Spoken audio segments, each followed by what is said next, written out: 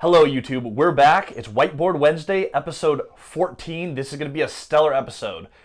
My favorite question here, we're going to go over how you collateralize your first loans when you have no money and no real estate. We're going to go over Kodi's first two deals. Before we get started, just want to invite you right now, like, subscribe. If you have a question related to real estate, put it in the comments below. We're going to get to it next week. Question number one, which is a little bit of a goofy question, but we're starting out. A whole bunch of people asked us, where can you get your Kodi shirt? If you want to do Kodi things, I like doing Kodi things, and I am Kodi. So if you want this shirt, we're going to drop a link, but we're going to move on to the real estate questions. Yeah, we get the question all the time. If you want to have the shirt, it's on Amazon. We don't own them. It's not ours, but yeah, buy it online, join the squad. Send us a picture of you wearing the shirt. That would make my day. Moving on to real questions. Kodi, how did you collateralize the down payment you gathered for your first two properties?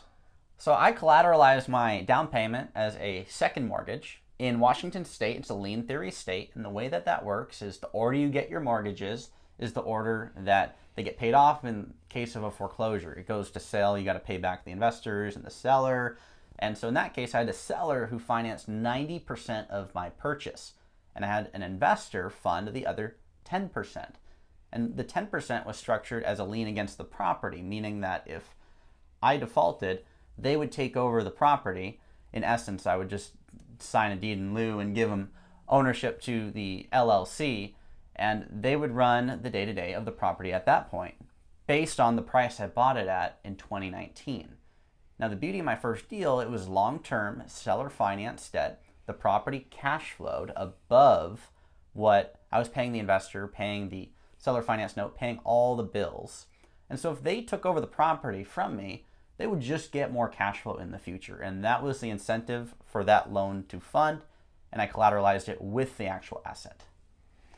And in addition to that, you may be wondering, okay, well, why would they do that if the only collateral is getting the property they wanted to get rid of? It can help if you submit some sort of plan of, this is how I plan to increase rents a little bit. This is some of the maintenance I'm going to do to the property. If they understand who you are and what your goal is with that property, it can help illustrate, hey, in the event that I fail, you are taking back a better property than you sold me.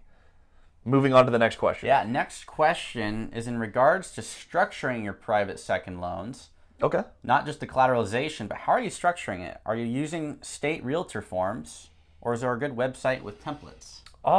So what you want to do for this is, if you're doing legal and you're learning it for the first time, find an excellent real estate lawyer. So I will not give you legal advice here. Now in Washington State, you can put the basics on Form 22C. It's a MLS form.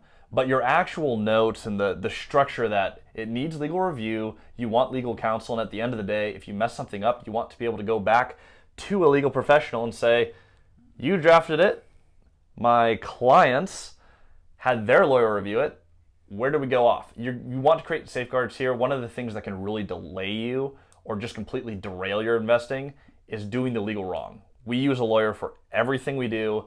Even when we have a template that we're working off of, it is still submitted for legal review. Yep. And if you're drafting up forms, if you're an agent and you're filling out the 22C in Washington State for seller financing, when that goes to escrow, they're still going to have an attorney draft up the actual documents, the promissory note and or deed of trust. Mm-hmm.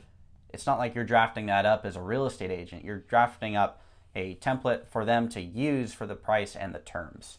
It might cost you $1,000 to use a lawyer full cycle, maybe a couple $100 depending on where you're at. It will cost you a heck of a lot more if you do it wrong, though. So make sure you're actually going to an attorney, spend the money.